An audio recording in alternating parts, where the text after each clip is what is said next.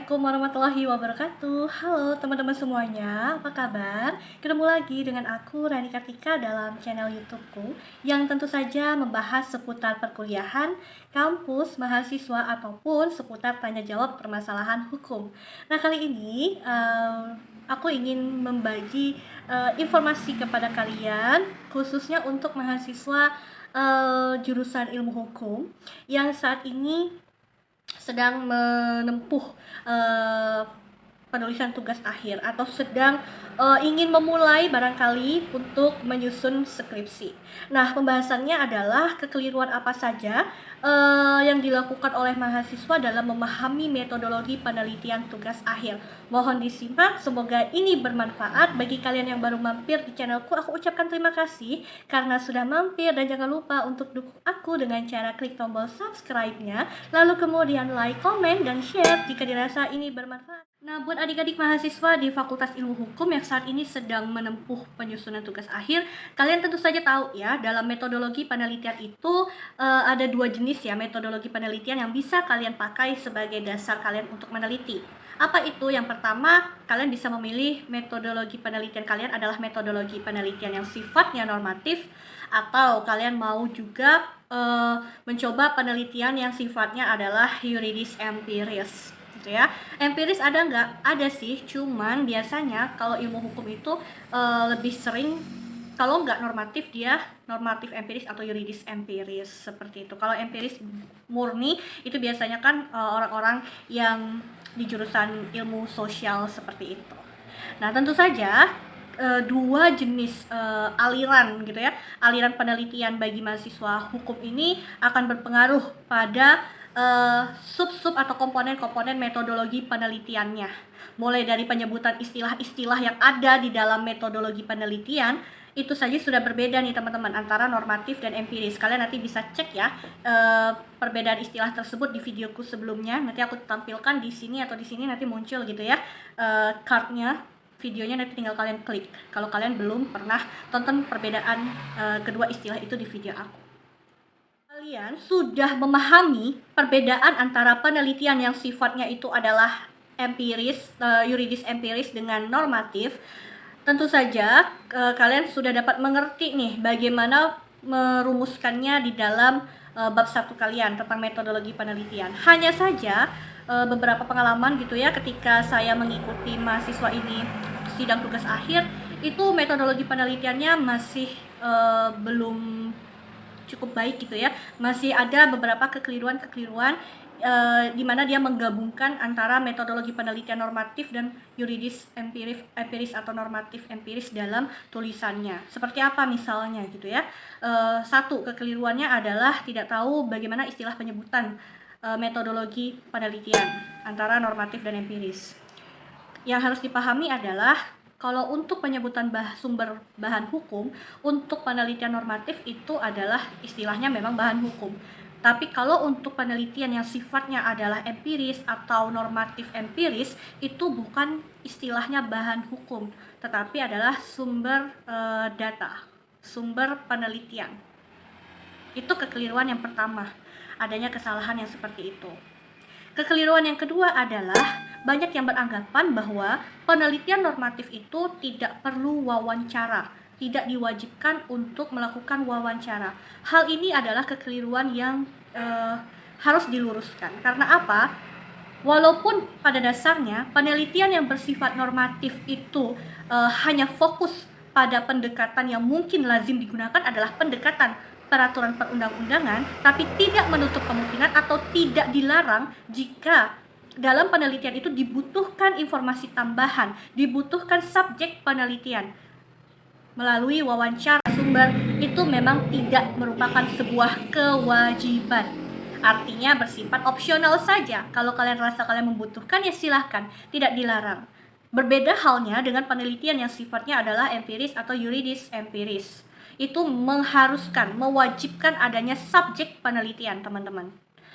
Paham ya sampai di sini? Karena kemarin pengalaman itu ada tuh mahasiswa ketika diuji ditanya, kamu nggak wawancara instansi ini kah? Kamu nggak wawancara orang ini kah? Gitu ya.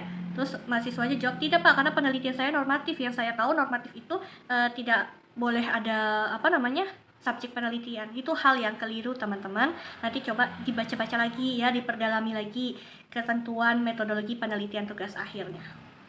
Kekeliruan yang ketiga dalam menyusun metodologi penelitian tugas akhir adalah kekeliruan mengenai penyebutan sumber bahan hukumnya. Bahan hukum dalam sebuah penelitian itu memang ada 3 jenis ya teman-teman. Ada bahan hukum primer, sekunder, dan tersier. Untuk penelitian normatif, yang paling utama dijadikan patokan adalah bahan hukum primer. Bahan hukum primer itu apa? Bahan hukum primer adalah sumber-sumber bahan gitu ya, yang kekuatannya adalah mengikat bagi si penulis dalam melakukan penelitian atau penganalisis tugas akhir mereka. Seperti apa misalnya? Seperti buku, peraturan perundang-undangan yang terkait dengan tugas akhir mereka. Nah, sedangkan bahan hukum sekundernya itu adalah bahan hukum yang tidak memiliki kekuatan mengikat, ya kan? Seperti misalnya jurnal, lalu kemudian artikel-artikel ilmiah atau skripsi atau tesis milik orang lain, ataupun misalnya bahan hukum sekunder itu literatur hasil wawancara, makalah-makalah ilmiah itu tergolong dalam bahan hukum sekunder. Sedangkan bahan hukum tersier itu adalah bahan hukum pendukung atau tambahan saja di luar dari yang sudah disebutkan tadi. Nah, itu urutannya untuk metodologi penelitian yang sifatnya normatif nih. Bagaimana dengan penelitian jika itu bersifat yuridis empiris atau empiris gitu ya. Nah, ini kalian jangan sampai salah. Bahan hukum yang paling utama adalah di bahan hukum sekundernya nih teman-teman. Ya, bukan bahan hukum primernya tadi. Jadi dalam gimana ya saya menjelaskannya ya. Jadi dalam metodologi penelitian yang sifatnya yuridis empiris ataupun empiris aja gitu ya, sumber datanya yang paling utama adalah yang bahan hukum sekunder tadi, yang hasil wawancara, buku-buku tadi, yang terpenting datanya dari situ. Kebalikannya, sedangkan yang bahan hukum primernya tadi, undang-undang atau apa, itu baru di pendukungnya.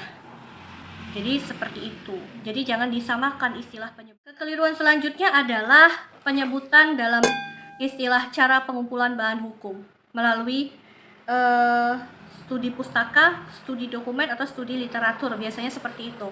Kalau mungkin istilah cara pengumpulan bahan hukum di penelitian yang sifatnya yuridis empiris atau empiris adalah teknik pengumpulan data. Ya, bedakan ya. Kalau orang normatif bilangnya cara pengumpulan bahan hukum dalam metodologinya, tapi kalau penelitiannya bersifat yuridis empiris atau empiris itu bilangnya teknik pengumpulan data. Atau nanti kalian bisa saja untuk penyebutan istilah kembalikan pada kebijakan dari kampus kalian. Kampus biasanya mengeluarkan buku pedoman ya, penulisan tugas akhir. Nah, bagaimana sih cara pengumpulan bahan hukum atau teknik pengumpulan data tersebut gitu ya? Tadi dua, bisa jadi studi literatur, studi pustaka, atau studi dokumen. Tolong dipahami dua kalimat ini antara studi literatur atau studi pustaka dengan studi dokumen itu adalah dua hal yang berbeda teman-teman. Apa perbedaannya? Yang dimaksud dengan studi literatur atau studi pustaka adalah kalian mengkaji literatur berupa buku-buku referensi, jurnal-jurnal seperti itu. Kalau dikatakan studi dokumen, berarti yang kalian kaji adalah mengkaji peraturan perundang-undangan yang terkait dengan permasalahan penelitian kalian. Jelas ya, kalau kalimatnya studi pustaka atau studi literatur berarti apa tuh? Yang dikaji berdasarkan apa? Buku-buku sekali lagi. Jadi jangan disamakan, karena kekeliruannya adalah dipersamakan itu. Ketika ditanya apa cara pengumpulan bahan hukum kamu dalam metode ini, studi literatur, mengkaji undang-undang, itu sebenarnya studi dokumen, bukan studi literatur. Kalau literatur itu mah buku, tulisan-tulisan ilmiah seperti itu teman-teman, artikel gitu ya. Kekeliruan selanjutnya dalam metodologi penelitian adalah penyebutan bagaimana analisis bahan hukum kalian gitu ya, atau kalau orang empiris, yuridis empiris ataupun empiris, dalam penyebutan istilah metodologinya adalah teknik analisa data. Kalau orang normatif bilangnya adalah cara analisis bahan hukum kalian. Nah, Ada dua, bisa kualitatif, bisa kuantitatif. Kalau mereka yang memilih untuk penelitiannya ini bersifat normatif, itu sudah pasti analisis bahan hukumnya adalah kualitatif gitu ya. Kualitatif itu adalah, saya bacakan ya di skripsi saya ini metodenya.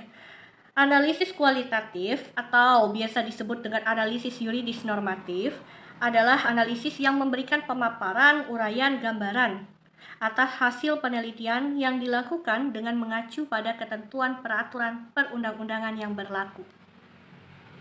Oke. Sedangkan kalau kalian itu konteksnya penelitian bersifat yuridis empiris atau empiris saja, itu berarti teknik analisa data kalian adalah kuantitatif, menekan pada data jumlah berdasarkan data yang kalian peroleh. Jadi berdasarkan hasil kuesioner gitu ya, respondennya memberikan tanggapan sekian, sehingga terlihatlah gitu ya, ada pelanggarannya sebanyak ini, dari tahun sekian itu datanya seperti ini. Lebih menekankan pada data karena kalian bersifat yuridis empiris ataupun empiris. Jadi kuantitatifnya yang dilihat, bukan kualitatif. Sekali lagi tolong dibedakan. Bentuknya itu simple, metodologi penelitian. Hanya saja jangan diabaikan ketentuan-ketentuan perumusan atau pencantuman apa sih yang harusnya ditulis dalam metodologi penelitian itu. Kalian jangan mengabaikannya, karena dalam hukum kan ada dua aliran itu. Kalian mau ke normatif atau alirannya yuridis empiris atau empiris ya teman-teman, itu sangat berpengaruh. Seperti yang sudah saya sampaikan tadi, ketika ditanya ada nggak kamu subjek hukumnya siapa dalam penelitian ini, kamu wawancara nggak, ternyata dia nggak melakukan wawancara, padahal dia harusnya butuh informasi dari narasumber. Hanya saja dia beranggapan bahwa karena penelitiannya normatif, jadi dirasa tidak perlu wawancara. Itu adalah suatu hal yang keliru teman-teman. Sekarang kalian sudah tahu, mohon kedepannya setidaknya kalian sudah punya gambaran seperti apa sih perumusan metodologi penelitian. Terima kasih, semoga bermanfaat. Wassalamualaikum warahmatullahi wabarakatuh.